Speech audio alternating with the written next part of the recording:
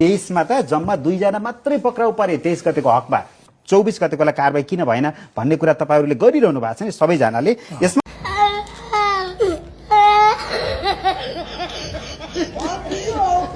के हो बालेन समर्थकहरुलाई थाहा छ कि यो बालेन झाको टोयलेट हो? क्या बोला तूने?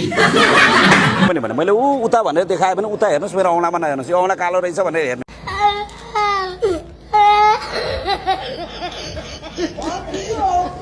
नेपालले भारतको सिमाना मिचेको छ भनेर भन्ने कुरा अत्यन्त दुःखद छ, गम्भीर आपत्तिजनक छ। अनि तपाईहरु त अब एउटा इस्यु विषय खोजिरहनु भएको छ नि त, कसरी बालेन सरकारको विरोध गरौं? ओ अलग ही लेभलको भन्दा त राप्रपालाई नदिएर बालेनले राजा ल्याउँछ भनेर तपाईलाई भोट दिएका मान्छेहरु छन्। क्या बोला तूने?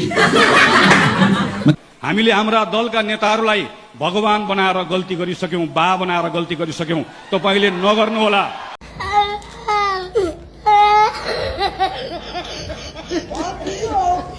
अनि तपाईँ यति धेरै जानकार राख्नु हुँदो रहेछ, तपाईँ यति धेरै झन्डै यो 30-32 वर्ष यहीँको भूगोलमा यहीँका जनतासँग एकाकार भएर काम गर्नु भएको रहेछ। जनताको यो दुःख देख्ने र तपाईँहरू मन्त्री या सरकार चलाउँदा त्यो दुःखको सम्बोधन गर्ने काम चाहिँ किन नगरे?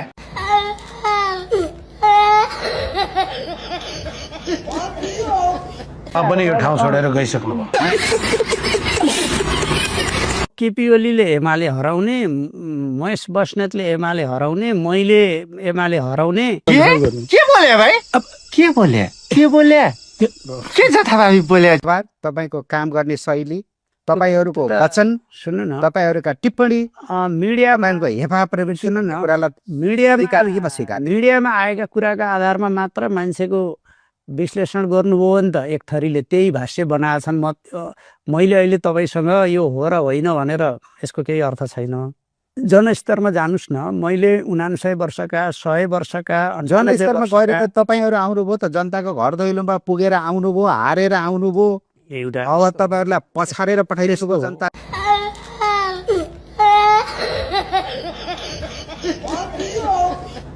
निर्वाचनमा हारजित हुन्छ। चुनावमा गएपछि हारजितलाई अस्वीकार र स्वीकार, तिरस्कार र त्यसको रूपमा मात्रै पनि म चाहिँ बुझ्दिनँ। टङ्कप्रसाद आचार्यले चुनाव हार्नु भएको थियो प्रधानमन्त्री भएपछि पनि, कृतिनिधि विष्टले हार्नु भएको थियो। तपाईँ एक्लै हारेको भए त यो प्रश्न उठ्दैन थियो होला। सूर्य थापाजी सिङ्गो पार्टीकै यो अभिगत भयो के हैन? पार्टीको त म तपाईँलाई जोडेर म तपाईँलाई यहाँनिर भन्छु, के भन्छु भने एउटा यस्तो म्यानिपुलेसन गरियो कि जो मान्छेहरूले 23 गतेको रक्तपात सिर्जना गरेका थिए नि, त्यो योजनाबद्ध थियो। मैले त त्यतिखेरैदेखि भनेको छु, 24 गते 25 गते बिहानदेखि भनेको छु, भदौ 25 गते बिहानदेखि त्यो चाहिँ यही रिजल्टका निम्ति योजनाबद्ध थियो। क्या बोला तूने? मगर रिसिप्ट र तपाईले बोलेको रिजल्ट फेरि यही थियो। ओ अलग ही लेभलको भन्दा त